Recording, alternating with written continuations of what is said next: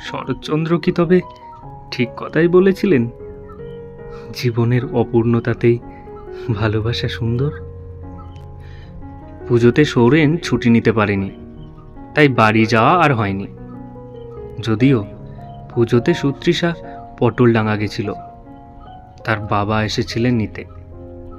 দুঃখের বিষয় হলো, বিয়ের প্রথম বছর পুজোতে সৌরেন বাড়ি ফিরতে পারল না।